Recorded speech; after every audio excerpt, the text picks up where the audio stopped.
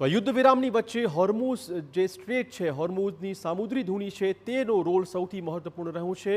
ઈરાને કેવી રીતે આ હોર્મુઝ સ્ટ્રેટ પર કબજો જમાવ્યો હતો અને તેને રોકી રાખ્યું હતું જહાજોને, તે સૌથી મહત્વપૂર્ણ સવાલ છે. આપણે કહી દઈએ કે જે રીતે હોર્મુઝ ખાડી ચર્ચામાં આવી હતી, હોર્મુઝ મુદ્દે જ સીઝફાયર કરવામાં આવ્યું છે. ઈરાન યુદ્ધમાં ટ્રમ્પનો એજન્ડા લગભગ પાછળ રહી ગયો, કેમ કે હોર્મુઝ સ્ટ્રેટને હથિયાર બનાવાયું હતું.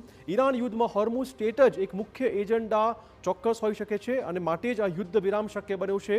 સીઝફાયરનો મુખ્ય મુદ્દો અત્યારે હોર્મુઝ સ્ટ્રેટ ઉભરીને સામે આવી રહ્યું છે. હોર્મુઝ સ્ટ્રેટ તમામ જહાજો માટે ખોલવાની મંજૂરી આપવામાં આવી હોવાની શરત હોઈ શકે છે.